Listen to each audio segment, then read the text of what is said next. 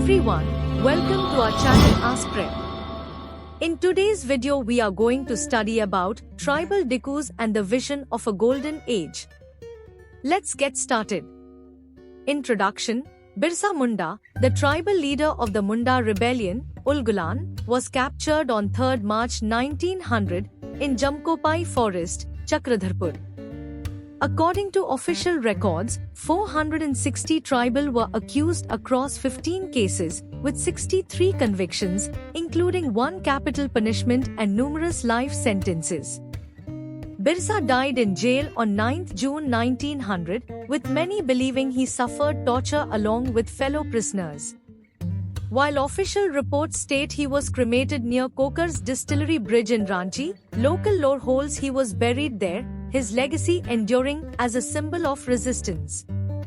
Next, we talk about is Birsa Munda. In 1895, Birsa, a tribal leader from the Munda community, roamed the forests and villages of Chota Nagpur in Jharkhand, gaining a reputation for his remarkable powers to heal and multiply grain. Declaring himself appointed by God to free his people from the oppression of Dikus, outsiders, he inspired thousands who saw him as a divine figure, come to solve their struggles. His followers included other tribes like the Santhals and Orons, all facing hardship and disruption under British rule.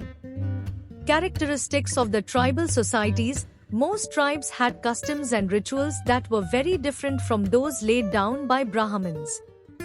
These societies also did not have the sharp social divisions that were characteristic of caste societies. All those who belonged to the same tribe thought of themselves as sharing common ties of kingship.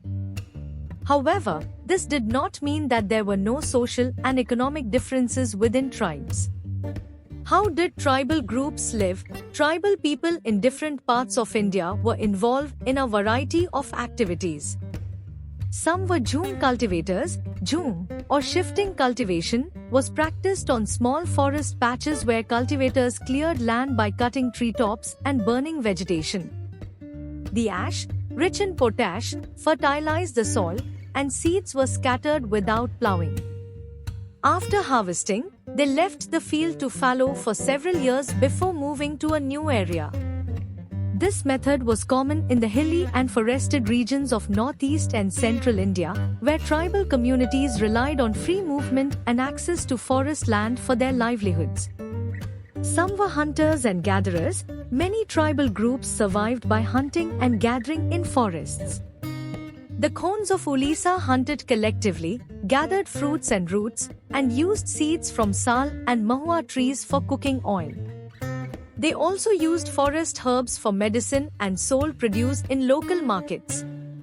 Some tribal did odd jobs or worked on farms, while others, like the beggars of central India, avoided laboring for others, considering it undignified. To obtain goods not available locally, tribals often relied on traders and moneylenders, leading to high-interest debt. They saw these outsiders as a source of their hardship and poverty. Some herded animals. Many tribal groups lived by herding and rearing animals. They were pastoralists who moved with their herds of cattle or sheep according to the seasons. The Van Gujjars of the Punjab hills and the Labadis of Andhra Pradesh were cattle herders, the Gaddis of Kulu were shepherds, and the Bakrawals of Kashmir reared goats. Some took to settled cultivation.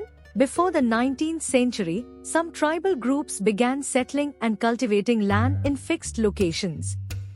Among groups like the Mundas of Chota Nagpur, land was communally owned by the clan, with equal rights for all members. Over time, some clan members gained more power, becoming chiefs, while others remained followers. Influential individuals often rented out land rather than farming it themselves. The British considered settled tribes, like the Gonds and Santhals, more civilized compared to hunter-gatherers or shifting cultivators.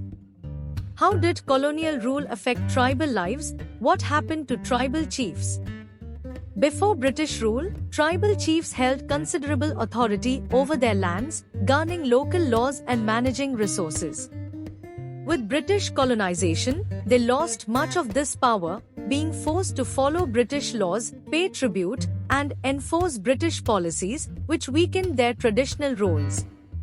Birsa Munda, a prominent tribal leader, motivated his people to resist this oppression and reclaim their autonomy, advocating for the restoration of their traditional rights and self-governance.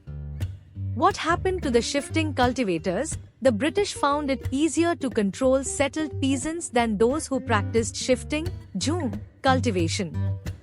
To secure a steady revenue, they introduced land settlements, making some peasants landowners while others became tenants paying rent. The British attempted to settle cultivators into plough cultivation, but it was largely unsuccessful, as the yields were poor, causing hardship. After widespread protests, the British eventually permitted cultivators to continue shifting cultivation in certain forest areas.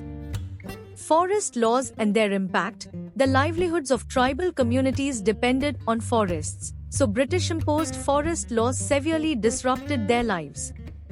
The British declared forests state property, restricting tribal access, banning cultivation, hunting, and gathering. To secure labor for logging and railway construction, colonial officials allowed cultivators limited forest access, requiring them to work for the forest department in return. These restrictive policies led to widespread resistance. Tribal groups defied the new rules, continuing their traditional practices and, at times, openly rebelling. Notable uprisings included Sonogram Sangmas Revolt in Assam, 1906, and the Forest Satyagraha in the central provinces during the 1930s. The problem with trade. In the 19th century, tribal communities faced exploitation by traders and moneylenders. Silk agents in places like Hazaribagh, for example, gave loans to Santhal tribespeople who raised cocoons. These agents bought the cocoons from the tribals for as little as 3 rupees to 4 rupees per thousand, then resold them at much higher prices, making huge profits while the tribals earned very little.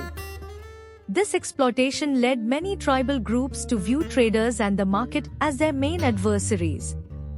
The search for work. The plight of the tribals who had to go far away from their homes in search of work was even worse. Tribals were recruited in large numbers to work in the tea plantations of Assam and the coal mines of Jharkhand.